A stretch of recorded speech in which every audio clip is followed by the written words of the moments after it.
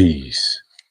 Welcome to the YouTube live book reading of the African origin of civilization, myth or reality, by the great Dr. Cheikh Anta. Peace. Yeah. Here we go. We have started chapter 3. Been putting in a lot of work. Want to light up the light. See, oh man, my dad used to always say,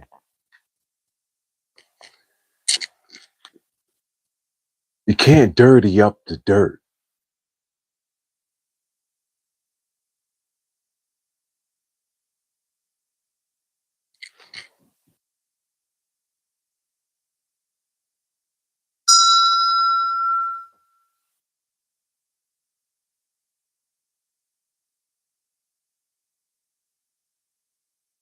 Just a gem to start off.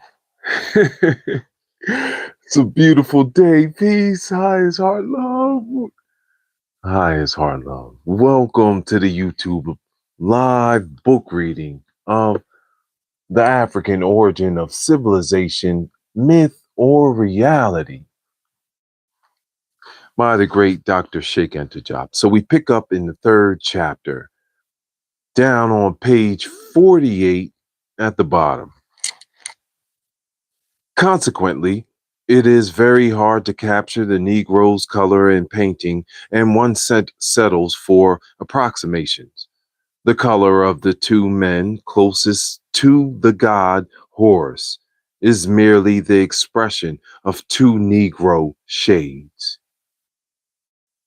If today a Wolof portrayed a Bambara, a Mossi, a Yoruba, a Tukola, a Fang, a Mangbito, or a Ballet, he would need as many, if not more hues than there are on the two blacks of the bas relief. Would not the Wolof, Bambara, Mossi, Yoruba, Tukola, Fang, Mangbito, and Ballet still be Negroes? This is how the color difference between the first two men on the bas relief should be interpreted. On Egyptian bas reliefs, it is impossible to find a single painting which depicts Egyptians in a color different from those of such Negro peoples as the Bambara, the Agnai, or the Yoruba, Mossi, Fang, the Batusi, or the Tukola, etc. Because we can do this, let's take a look at what he's talking about.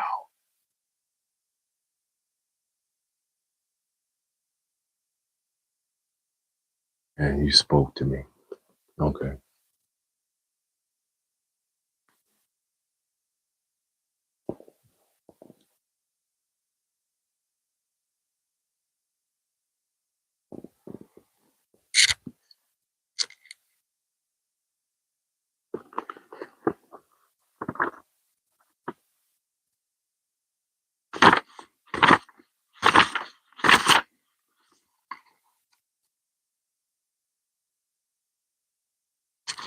Here it is. Right.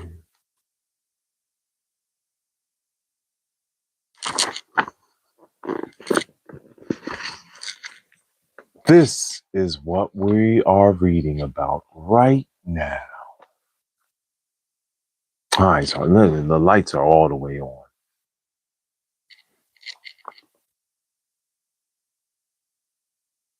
As you see, this is the first two. This is the Egyptian seen by himself.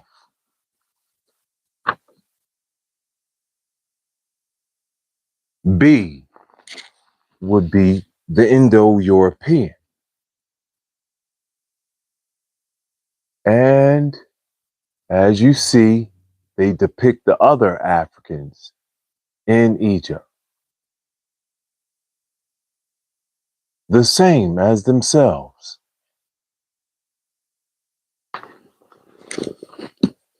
Because we have the ability to do that, I wanted to make sure we get that in here. And because when I read Civilization or Barbarism, I just read it. Peace, highest heart, love. Peace, highest heart, love. Thank you so much for being here, reading with us. Yeah, feather in my eye for you. Highest heart, love. All right. Yeah, that's deep, but it's real. So, if the Egyptians are white, then all these forementioned Negro peoples and so many others in Africa are also whites. Thus, we reach the absurd conclusion that blacks are basically whites. On the numerous bas reliefs, we see that under the 18th dynasty, all the specimens of the white race were placed behind the blacks. In particular, the blonde beast of Gobineau and the Nazis, a tattooed savage dressed in animal skin, instead of being at the start of all civilizations, was still essentially untouched by it and occupied the last echelon of humanity. Champollion's conclusion is typical. After stating these sculptures can serve as visionnaires or for the history of the early inhabitants of Europe, he adds, if ever one has the courage to attempt it. Finally, after those comments, presents his opinions on the Egyptian race. The first tribes that inhabited Egypt, that is, the Nile Valley between the Syene Cataract and the sea, came from the Abyssinia to Sennar. The ancient Egyptians belonged to a race quite similar to the Kenos or the Barabas or Barabras, present inhabitants of Nubia. And as I showed you in the National Geographic, it's always depicted as Nubia until 1904. In the Copts of Egypt, we do not find any of the characteristic features of an ancient Egyptian population.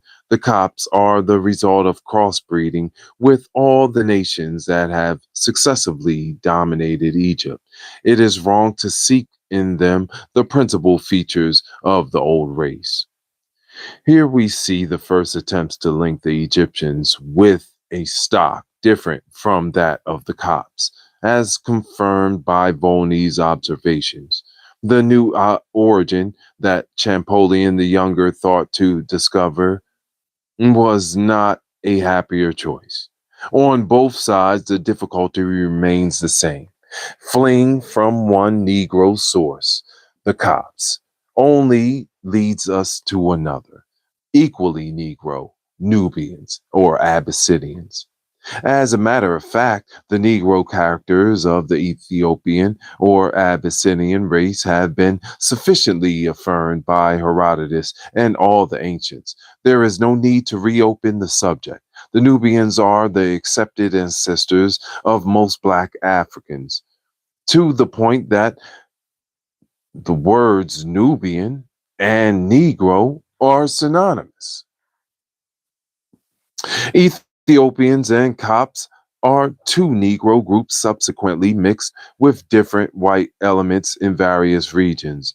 Negroes of the Delta interbred gradually with Mediterranean whites who continually filtered into Egypt. This formed the Coptic branch. composed mostly of stocky individuals inhabiting a rather swampy region. On the Negro Ethiopian substratum, a white element was grafted, consisting of immigrants from Western Asia, whom we shall consider shortly. This mixture is a plateau region, produced a more athletic type. Despite this constant and very ancient crossbreeding, the Negro characteristics of the early Egyptian race have not yet disappeared. Their skin color is still obviously black and quite different from that of mixed breed with 50% white blood. In most cases, the color does not differ from that of other black Africans. Thus, we can understand why the Copts and especially the Ethiopians have features slightly deviant from those of black free of any admixture with white races.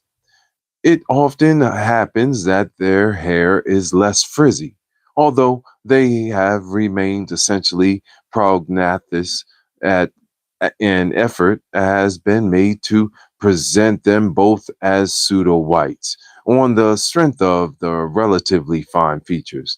They are pseudo whites when they are of contemporaries and when their ethnic reality prevents us from considering them as authentic whites. But the skeletons of their forebears found in tombs emerge completely whitened with measurements of the anthropologists. We shall see how, thanks to these so called scientific measurements, it is no longer possible to distinguish an Ethiopian, that is to say, a Negro skeleton, from that of a German. In view of a gap separating those two races, we realize how gratuitous and confusing such measurements are. Champollion's opinion on the Egyptian race was recorded in memoir prepared for the Pasha of Egypt, to whom he delivered it in 1829. Now let us see whether the research of the brother of Champollion the Younger, father of Egyptology, has shed any light on the subject. This is how he introduces the topic. The opinion that the ancient population of Egypt belonged to the Negro African race is an error long accepted as a truth. Since the Renaissance, travelers in the East, barely capable of fully appreciating the ideas provided by Egyptian monuments on this important question, have helped to spread the false notion, and geographers have not failed to reproduce it, even in our day. A serious authority declared himself in favor of this view and popularized the error. Such was the effect of what the celebrated Volney published on the various races of men that he observed in Egypt. In his voyage, which is in all libraries, he reports that the Copts are descended from the ancient Egyptians and that the Copts have a bloated face, puffed up eyes, flat nose, and thick lips like a mulatto, that they resemble the Sphinx of the pyramids, a distinctly Negro head. He concludes that the ancient Egyptians were true Negroes of the same species as all indigenous Africans. To support his opinion, Boney invokes that of Herodotus, who, apropos the Colchians, recalls that the Egyptians had black skin and woolly hair. Yet these two physical qualities do not suffice to characterize the Negro race, and Volney's conclusion as to the Negro origin of the ancient Egyptian civilization is evidently forced and inadmissible. After indirectly expressing regret that Volney's book is found in all libraries, Champollion Figeac advances as a decisive argument to refute the thesis of that scholar and all his predecessors that black skin and woolly hair do not suffice to characterize the Negro race. It is at the price of such alterations in basic definitions that it has been possible to whiten the Egyptian race. Mm, mm, mm.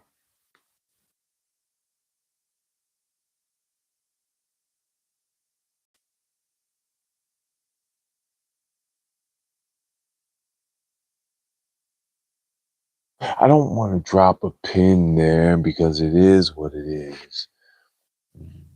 What we just want to do is just give that time to breathe. And the replays and for the playlist. Hi, it's Heartline. Welcome, YouTube. Peace. Hi, it's Heartline. Welcome. Yes. The African origin of civilization, myth, or reality, and Dr. Cheikh and Diop is rebuttaling these ridiculous claims from Champollion Fijiac, and it's just beautiful to read to the people. Hi, it's hard love. All right, here we go. Continue back. Hmm, hmm, hmm. After indirectly expressing regret that Volney's book is found in all libraries, yeah.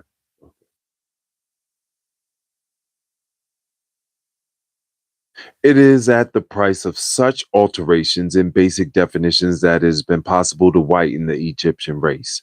Lo and behold, it is no longer enough to be black from head to foot and to have woolly hair to be a Negro. One would imagine oneself in a world where physical laws are turned upside down in any case. One is certainly far removed from the analytical Cartesian mind. These, however, were the definitions and alterations of the initial data that were to become cornerstones on which Egyptological science would be built.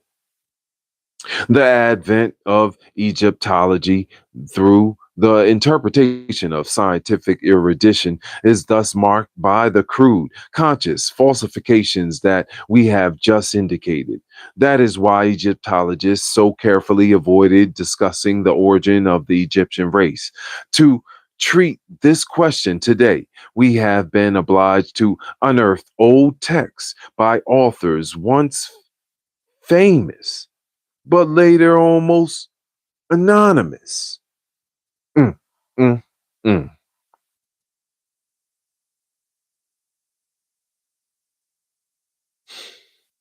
Champollion's alterations show how hard it is to prove the contrary of reality and still remain intelligible. Where we were expecting a logical, objective refutation, we meet the typical word inadmissible, which is hardly synonymous with demonstration. Champollion Fijiac continues. It is a recognized today that the inhabitants of Africa belong to three races, quite distinct from each other for all time. One, Negroes proper in Central and West Africa. Two, Kafirs on the East Coast, who have less obtuse facial angle than blacks and a high nose, but thick lips and woolly hair. And three, Moors, similar in stature, physiognomy, and hair to the best formed nations of Europe and Western Asia, and differing only in skin color, which is tanned by the climate. The ancient population of Egypt belonged to this latter race, that is, to the white race. To be convinced of this, we need only examine the human figures representing Egyptians on the monuments and above all the great number of mummies that have been opened, except for the color of the skin, blackened by the hot climate. They are the same men as those of Europe and Western Asia. Frizzy, woolly hair is the true characteristic of the Negro race. The Egyptians, however, had long hair, identical with that of the white race of the West. Let us analyze Champollion Figeac's statements point by point. Contrary to his opinion, the Kafirs do not constitute a race. The word kafir comes from an Arab word meaning pagan, the opposite of Muslim. When the Arabs entered Africa via Zanzibar, this was the word that designated the populations they found there were who practiced a religion different from their own. As for the Moors, they descend directly from the post-Islamic invaders who, starting from Yemen, conquered Egypt, North Africa, and Spain between the 7th and 15th centuries. From Spain, they fell back on Africa. Thus, the Moors are basically Arab Muslims whose installation in Africa is quite recent. Numerous manuscripts preserved by the principal Moorish families in Mauritania today, manuscripts in which their genealogy is minutely traced since the departure from Yemen, testify to their origin.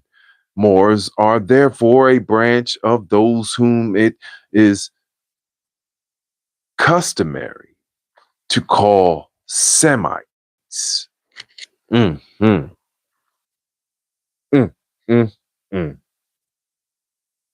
What will be said about the Semites later in this volume will dispel any possibility of making them the creators of Egyptian civilization. Like the Berbers, the Moors are hostile to sculpture, whereas Egyptian culture attaches great importance to that artistic manifestation.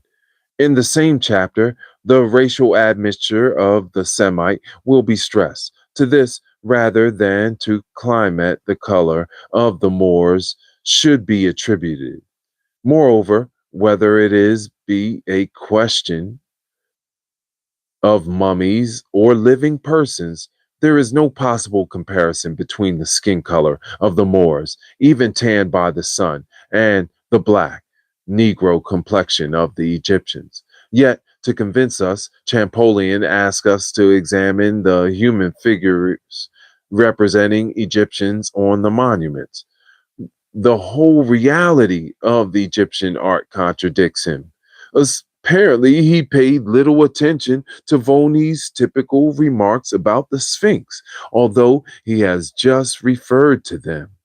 On the strength of these same illustrations of which he speaks, we can say that, in general, contrary to Chapolian Figeac, as one proceeds from Menes to the end of the Egyptian empire and from the common people to the pharaoh, passing in review the dignitaries of the court and the high officials, it is impossible to find and still keep a straight face a single representative of the white race or of the Semitic race. It is impossible to find anyone there except Negroes.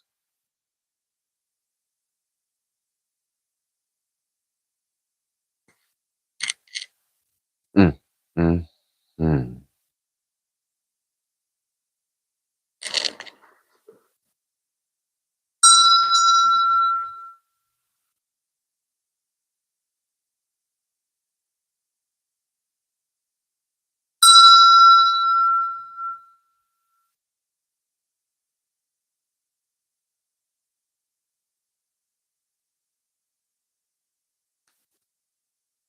mm. It is impossible to find anyone there except Negroes of the same species as all indigenous Africans. The illustrations in this volume reproduce a series of monuments representing the various social strata of the Egyptian population, including especially the pharaohs, and they forcibly lead us to note, strangely enough, that Egyptian art is often more Negro than Negro art proper. On examining these pictures, contrasting them one with the other, we wonder how they could possibly inspire the notion of a white Egyptian race. We'll pause right here.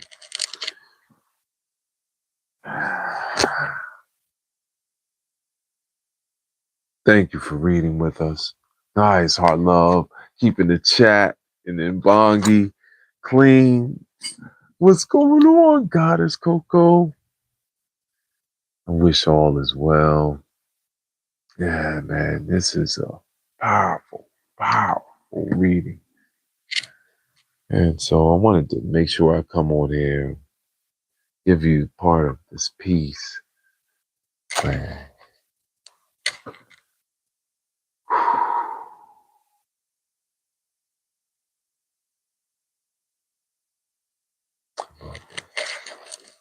Let's have a glass of love water, right? Cheers to all our friends and family. I know I just got a new Bosu ball. I'm so excited. I've been using it already.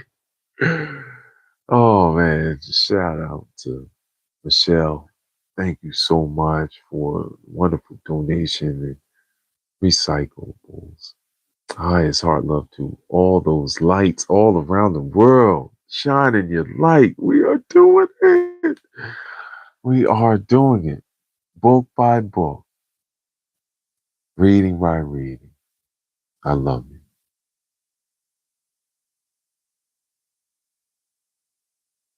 Mm. I love you. I love you. I love you. Wonderful. Perfect. I wish all is well going on out there. Yeah. It's a beautiful day. You gotta love it, right? Gotta love all the colors, all the angles, right? Up and down.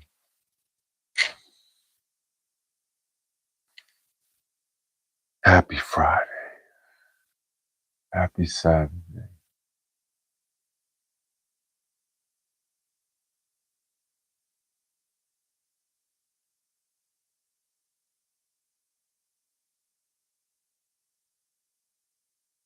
So thankful and grateful for all I have.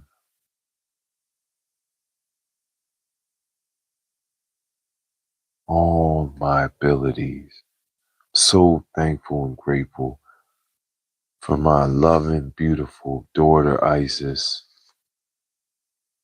I love you so much. I have so many gifts for you. We're coming up the 29th. It's Bubble's birthday, her solar return. So thank you for helping me celebrate, for being here, liking, subbing, yeah, shining the light always, right? That's what we have to do. Continue to shine the light. Reading books, learning from masters. The peaceful part of you too. Reality world. Yeah. Ay, ay, ay, ay, ay, ay, ay. Love, love, love, love, love you.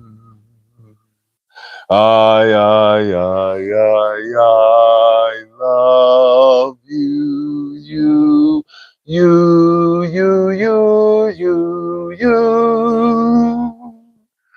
know, because I love myself.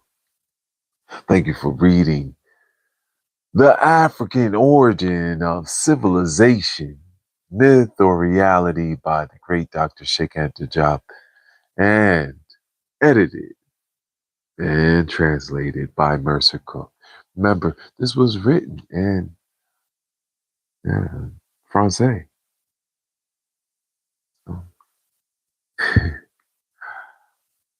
It's translated. Yeah. I love you so much. You have a wonderful day. I will see you soon. Peace, peace.